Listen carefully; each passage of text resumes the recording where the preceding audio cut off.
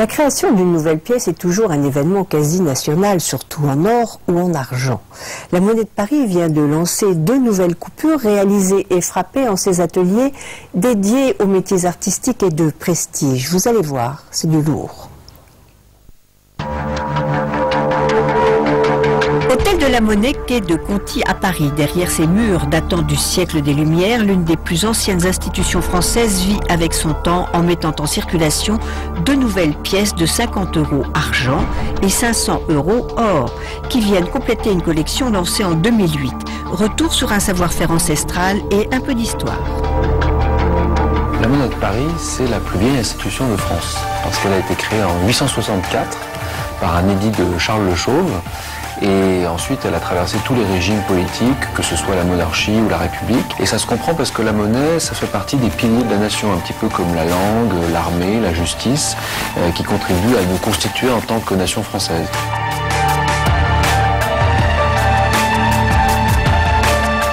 Ce bâtiment qui est au cœur de Paris, il a une histoire puisqu'il a été construit au XVIIIe siècle pour être la manufacture de la monnaie royale à l'époque et que depuis, on y exerce toujours l'activité de frappe monétaire. Alors, les pièces courantes sont désormais fabriquées dans une autre usine qui a été construite il y a une trentaine d'années en Gironde, à côté de Bordeaux.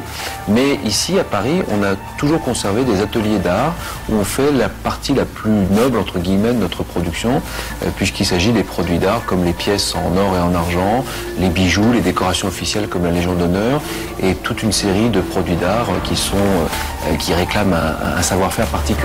Les graveurs de la Monnaie de Paris réalisent aussi médailles, bijoux, décorations officielles, fontes et bronzes d'art, mais c'est dans la frappe et le battage des devises de France et d'ailleurs qu'ils se créent une réputation d'excellence. D'abord, quand je vois un dessin au trait, j'imagine déjà les volumes.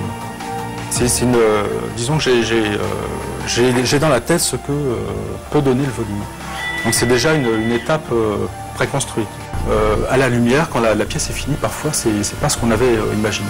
Donc c'est là finalement, c'est l'expérience du modeleur et de graveur qui permet d'y arriver.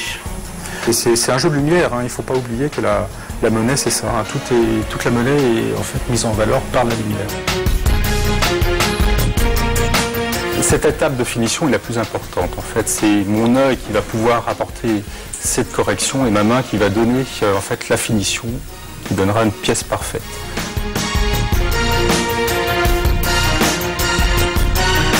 Alors pourquoi la sonneuse? Parce qu'elle rappelle le franc et qu'elle crée donc une sorte de pont entre le franc d'autrefois et puis l'euro d'aujourd'hui, parce que ce sont des pièces en euros mais avec une semeuse.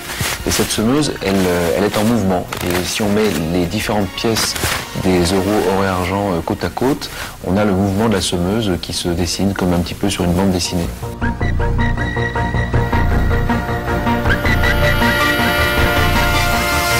La Monnaie de Paris a toute sa place dans ce comité parce qu'elle perpétue un savoir-faire du travail du métal, la gravure, l'estampage, l'émaillage, la fonderie, qui sont des techniques qui nous viennent du fond des âges et qui sont faites avec beaucoup de soucis du détail et de soucis de bien faire, et ce qui nous apparente donc avec les autres marques du luxe à une certaine tradition du savoir-faire français.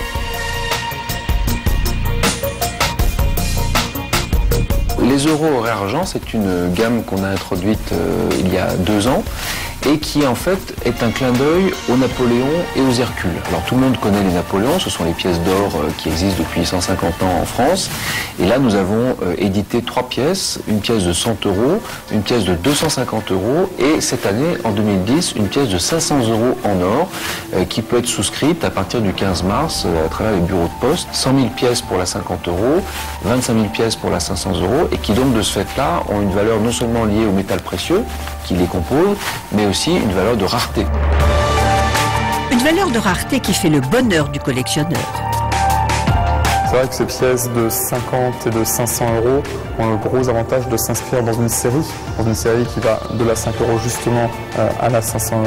Et c'est vrai que c'est ce qui fait peut-être tomber amoureux de ces monnaies, dans le sens où lorsqu'on va collectionner la première, on y va pour collectionner les 8 pièces de la série. Et vraiment cette logique de série est toujours intéressante pour le collectionneur. Ni toc ni troc, le collectionneur en veut pour sa passion. Pourtant, ces pièces de collection n'ont cours qu'en France. qui est passionnant dans la numismatique, c'est que les monnaies que l'on collectionne sont également des objets de la vie de tous les jours. C'est également l'objet avec lequel vous allez payer votre part, et au final, ça va être chaque monnaie que vous allez toucher, vous allez palper, et potentiellement va devenir un objet de collection à part entière. Et c'est là, en réalité, qu'est l'intérêt particulier dans la numismatique par rapport à une autre collection, en tout cas à titre personnel. C'est en cela qu'on peut y trouver un intérêt particulier. De par le fait qu'elles contiennent l'une de l'argent, l'autre de l'or, et puis pas des masses négligeables. Il est vrai qu'une pièce, la pièce de 500 € en or fait 12 grammes d'or à 999 pour 1000. Il y a véritablement l'objet précieux et l'objet de luxe qui naturellement est approprié par le collectionneur. On peut sans doute quelque part dire que ça devient le luxe de chaque collectionneur. Je vous souhaite à vous aussi d'avoir des tas de pièces de 100 € en or. C'est sur ce rêve que cette émission se termine aujourd'hui. Je vous retrouve la semaine prochaine, toujours sur TV5 Monde, pour une autre incursion dans ce monde magique et de rêve. En attendant, voici notre coup de cœur.